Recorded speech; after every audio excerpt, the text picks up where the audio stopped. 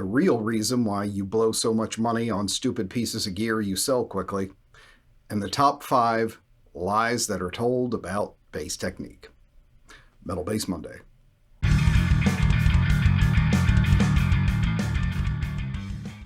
We're going to start this week with a quick recommendation.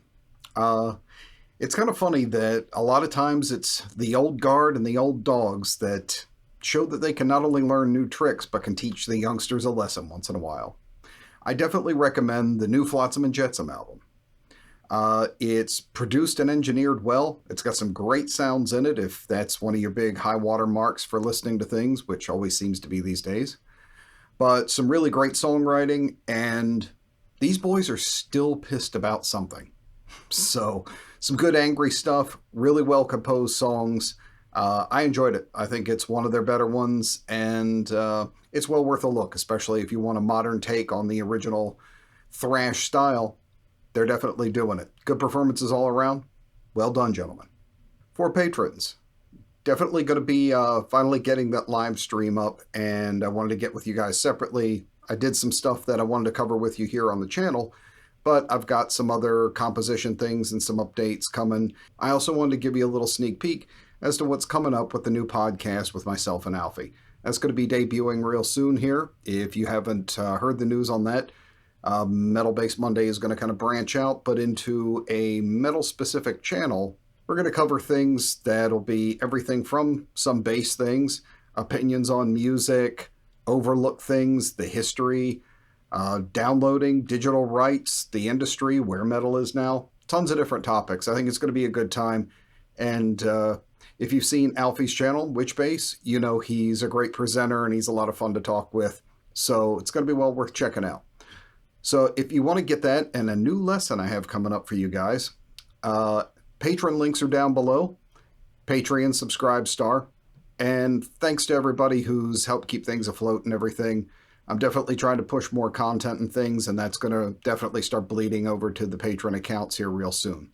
You also get Patreon exclusive parts of any interviews that I do, which recently the Rudy Sarzo and Michael Lapond, and I think I have a new surprise coming up here shortly. So doing as much outreach as I can for you guys. I hope you enjoy it. And again, thanks to the patrons. So subject number 1. Why do you really spend so much money on gear and it's a waste and you wind up reselling it and then buying it again and reselling it, and there's always a new magic box around the corner? 2 simple things, but the main one is you don't know your own sound and you don't hear it in your head. You know kind of the attitude, but whenever I ask somebody who asks me about gear or is it right for this, and I get questions like these constantly. Will this unit get me this? Will that unit get me that? I don't know what's in your head. And apparently neither do you.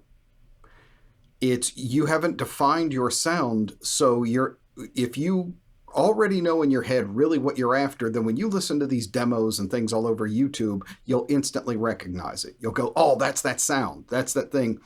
It shouldn't be the way it usually is, which is ass backwards. You hear the demo and you go, oh, I want that sound, instead of knowing the sound that's your personal tone that you've created in your head. And then you hear something and go, oh, that's a piece of it, or that's what I want. That's the problem, because you're always hearing somebody's engineered version of their sound, and you just go from sparkly item to sparkly item, and it never quite fits you. Plus, you don't play like them, that kind of thing, so you go into gear buying looking for a magic solution instead of just going to find the right tool for the job you already know.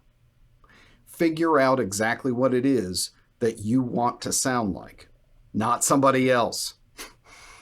Create your own sound, integrate all the pieces you love and want into it, and then gear buying is going to get real simple. You'll learn to identify the sound quickly, and you won't waste so much money, and you'll make good purchases the first time. I see guys that spend so much money on gear, and they continually buy more and more. And yes, I realize you going, are you serious, Rodney? You're one of the worst gear whores I've ever seen. Yeah, but I buy stuff for the channel, first of all. I demo a lot of gear, and I just like a lot of different sounds. but I know what I'm after up front. That's why when I put stuff on my pedal board, things like that, it generally stays there. So find out what you want first and then go after it. The other reason is most people want a preset sound. These devices are built to be able to give you a huge variety of sounds.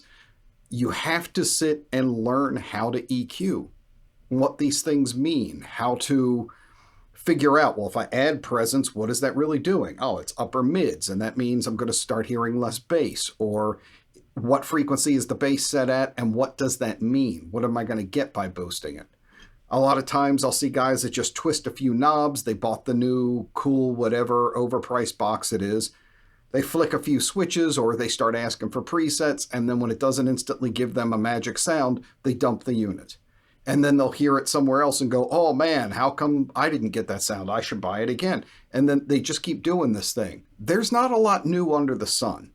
There really isn't. A lot of this new gear is really, I hate to tell you, but just repackaged and slightly enhanced versions of old classics. Nobody's reinventing the wheel.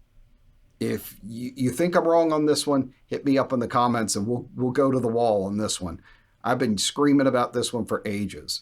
Why is it every amp anymore is a Marshall style, a Mesa style, a Kemper profile of a modified Marshall, a Kemper profile of this amp from 50 years ago? It's all just adding gloss to something that got it right the first time. I hear very little that's actually new.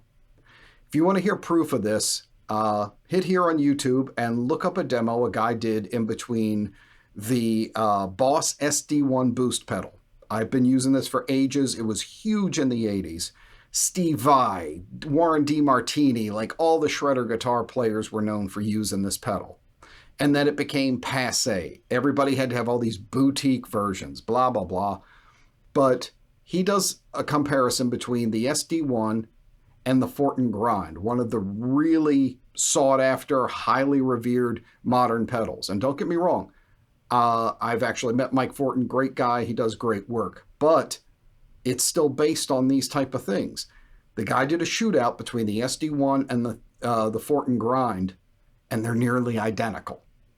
One costs $50, one costs $300. Why can that happen? Because tone nerds will keep doing this stuff thinking that everything is a new magic box, and what you don't realize is they're selling you the same thing with new packaging over and over again. It's why I'm such a fan of old gear. People think that, oh, well, you like, all this stuff that's either outdated or you just like things that you came up on. No, I realize I can have the same damn thing for thousands of dollars less from units I'm already used to working with. There's not that much that's really new. Sorry to break it to you. But that's a big part of it, is just going down that rabbit hole and always thinking that the next solution is going to be the magic one that finally gets you the sound. 90% of the time, it's because the sound is already in there. You just haven't spent the time to go in and train yourself how to dial an amp in, or how to dial in a processor or a compressor. I know it's the worst thing to demand out of somebody anymore, but you just got to put the time and the work in. It will give you great rewards, not only in just your sound, but your bank account. So put in the time, learn how to dial it in, go with the tried and true. You will find your sound and stop buying so much useless gear. So now let's talk about 5 myths about technique and bass playing that are just utter crap and you hear them talked about all the time, and I want to knock them out of the air. This is kind of a Mythbusters calling them on the BS episode of Metal Bass Monday. Oh, and by the way, new PV Cirrus. Ooh. Just picked this one up, speaking of gear whoring, and because I knew I would like it, and I do. But so getting to the point of this, let's do number 1. People tell you all the time that if you want to get speed or something, you have to dig in, you have to use more attack, you have to do that, and it could not be further from the truth. Any technique you want to get faster at, you have to learn 1, control, and 2, how to lighten up. There's no runner who's ever run a race with cement boots on slamming them into the ground. It just doesn't happen. You have to learn how to be able to trigger the notes without mashing your all the time. There's no player I've ever seen who beats the hell out of their instrument. And people have argued this with me, and they send me videos and stuff like that. Just because somebody looks like they're using a lot of motion, it doesn't mean they're playing hard. A confirmation of this is like when people talk about Steve Harris, and they're like, oh man, he really digs in to get that tone and that fret clank and that all this stuff. No, he doesn't. Steve actually plays very lightly. In his words, when he talks about the strings, he says, I just tickle them. He's using a lot of motion, but he's not using a lot of pressure. He just, the things don't hear with your eyes. Just because something looks a certain way doesn't mean it's the way it is. You can listen to his isolated tracks, and if he were beating the hell out of that bass, it would sound atrocious. But the attack is consistent, it's clear, and it's clean. Steve knows how to use the graceful approach. So you don't have to beat the hell out of things. If you're going to do tapping, if you're going to do any kind of speed playing, you've got to lighten up. That's all there is to it. It takes discipline.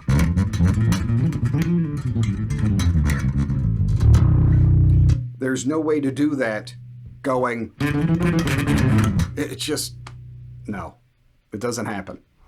You have to be able to kind of dance across the strings. It doesn't mean that you're just doing this and barely touching it. But you've got to be able to relax enough to set things through. You're just not going to defy the laws of physics. That's all there is to it. So myth number one, busted. You cannot beat the hell out of an instrument and think that you're going to play with any kind of speed. And you're also going to sound like crap. So that's all there is to it. Number two. Number two is that it's kind of a branch of number one to get, and you'll hear this from guitards all the time. You got to really dig in to get that grind out of the bass. You really got to hit hard. You got to do this not because of speed, because of the tone.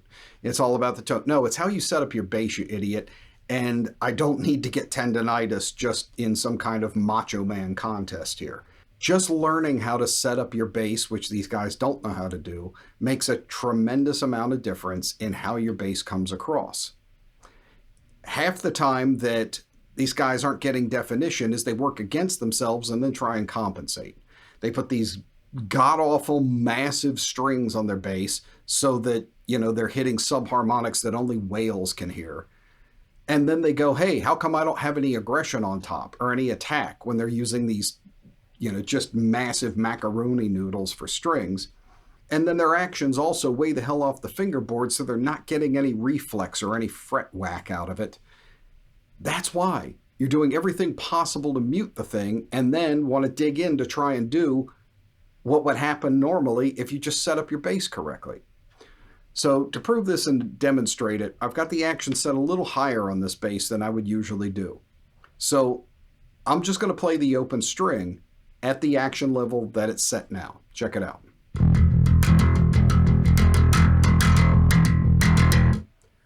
Not bad. It's probably where most people would actually set it. I just do it a little lower, and I think you should for a really grinding attack for metal. Now what I'm going to do is pull the neck while I play this time, pressing it closer to the strings so you get the effect of if I had lowered the action. So it's the same bass, same strings, same attack. I'm going to do it as I start playing. Listen to the difference.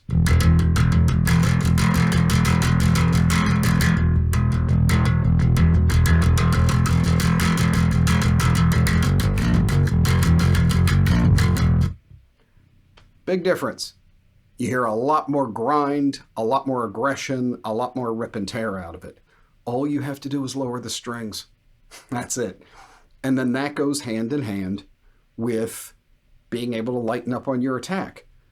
Put your strings lower, lighten up on your technique, but get control over it. You're going to have speed, you're going to have accuracy, you're going to have a great tone, and you're going to have all that grit and aggression people are constantly trying to tell you how to get by slamming your hand into the bass like you're trying to punch a hole in it. It's ridiculous. Don't listen to it. Now you know better. Number 3 is about tapping. This is somewhat a matter of opinion, but I think when you see my methodology behind it, you'll probably agree I'm in the right on this one. And that is, when it comes to tapping, stop using your index finger. I don't mean all the time and not for multi-finger stuff, but most people that I see lead and they do the Eddie Van Halen type of thing. It's all disadvantages as far as I'm concerned. Use your middle. It's a thicker finger. It has more resonance. It's stronger overall. One of the big reasons is your middle finger here goes straight down into the joint. This is what you grab with. This has real tightening power to it. This one, it's just weaker. Try doing this, try doing that. The other part is it sets you up correctly for better positioning, muting, and the ability to move into other techniques quickly and efficiently. The main reason Eddie used to tap with this finger, people don't even realize, is he held his pick back here. So he would be doing that kind of thing. So it makes sense for him, but I don't know. It just, yeah, I can't get with it. The middle finger. Here's the other things that it does for you. First of all, let's look at the overall hand position. If you're with your middle, or with your index rather, doing this, your hand kind of goes this way. Now, all this is open, all your open strings here. If you're on a 5 or something, you better really start looking at your muting, and you've got to do this thing. You just get into bad hand positions. So if you look at your hand doing it with the middle, you've got this finger naturally just lays as a mute. This finger on top lays as a mute. Having your hand set in the position, and then your thumb on top, it slides like this. Almost like you were wiping your strings down, and just, it's right there, and it's, it kind of works almost like a machine arm. So you've always got good positioning, and everything's muted out effectively. It also means if you're going to do things like, say, and get into 3-finger things, it's already right there. You just turn this way instead of now you've got to move this over. It's just really impractical. People really, emphasize that using the index. It's not efficient, it's not muted well, and it's just not good mechanics. Your middle finger. We're doing metal anyway. Don't you always want to kind of be flipping people off while you're shredding? I do. 4, there's a best bass for metal. Stop it. Guys, just stop it. This is one of the stereotypes that's actually pretty valid that guitar players and other band members throw at metal guys. And it's this thing of like, oh, can this bass do metal? Can that bass do metal? No, the question is, can you do metal? That's what it really comes down to. The bass is just an instrument. It's not like, this bass wasn't designed for, they were like, hey, who do we want to appeal to? The guys in Morbid Angel or something? No, it wasn't designed for that. This has been used by, as far as I see, a lot of times, much more fusion-oriented guys and things like that. But this thing plays fantastic. The pickups in it sound great. The proprietary ones are good. It's slim. Plays like I would want a bass to play if I were doing metal. When it comes to a bass especially, people always like, well, can you use a jazz bass in metal? It's like, just because they named it jazz doesn't mean it has no use in any other form of music. It's all up to you. Any bass can do metal if you write metal with it. That's what it comes down to. What is your sound? Does that bass make that sound? Then that bass does metal. And to me, it shows kind of a limitation of the person where they go, can this bass do metal? Well, then you're implying that there's one metal bass sound, and all the instruments have to be able to be capable of it. That's a little limited. It's kind of stupid too. But there's no such thing as a bass for metal, an amp for metal, things like that. If you know how to work with something and you know how to play metal, every bass can be good for metal. I have a big variety of them. I really enjoy having them. Yeah, I've got the TL over here. It was made for a guy named Tim Landers, who's a session and fusion bassist. I love it. Guess what? The TL does metal. So there you have it. Stop asking if the bass does metal. Ask why you aren't able to make that bass do metal. And then you're going to be on the right path. Number 5 is you can't get as accurate with fingers as you can with a pick. I've already kind of dispelled a lot of this in what we've already covered, but I'm not going to do the whole pick versus fingers thing either. It's a personal decision, an attack and tone style that is completely up to you. But saying that you can't do it with fingers is ridiculous. That's just all there is to it. Some players prefer it, or it works for them to use a pick, and that's fine. But there's too many good fingerstyle players who play clean and precise for that not to be a myth at this point. A lot of it, again, comes down to that idea when basses were built to have much higher action and were kind of more a Motown sound and things like that. The guys who played with a pick had a more aggressive tone, and this is a myth from way back then. I mean, it wasn't even the hippies pulling this one off. Being able to lower your action, having aggressive pickups like EMGs, active circuitry, all the things that we have at our disposal now, you can absolutely get just as precise and aggressive a tone. The evidence is everywhere. I've shown the tone things on the channel, but it comes down to setting up your bass, getting your technique solid and efficient and consistent, and knowing how to use your gear. There's 50 different ways to approach the same target. For amazing pick players like Dave Ellefson, guys like that, that's how they get that sound. For other guys like, say, Frank Bello or Alex Webster, they absolutely can get fantastic definition grinding away with their fingers. So whatever route you pick is totally cool and you do you. But it is utterly a myth that you have to really get a pick, play too hard, use heavy strings. There are no rules. It's metal. We were the ones that were supposedly bucking the rules, and now it seems like there's an awful lot of them. So don't follow convention and always be suspicious, especially of someone who tries to tell you the rules of your instrument. Play with your fingers if you want, play with low action, play with a lighter attack, play with lighter strings. Do whatever gets you that real grind and tone. And that's a final note. If you really want to see a big difference in your brightness and attack, lower your action, go one step up in the gauge strings that you use and see if you don't hear a massive difference in the amount of aggression. Dial in a little more bass to compensate, you're in the door. Again, this goes, by string gauge and maker and nickel or stainless, but strings can have a huge effect too. It's a combination of things that leads to an aggressive tone, not just a simplistic answer like, I play with a pick, I play with my fingers. Well, that's the beginning of it, but there's a lot more to it. So that myth absolutely busted.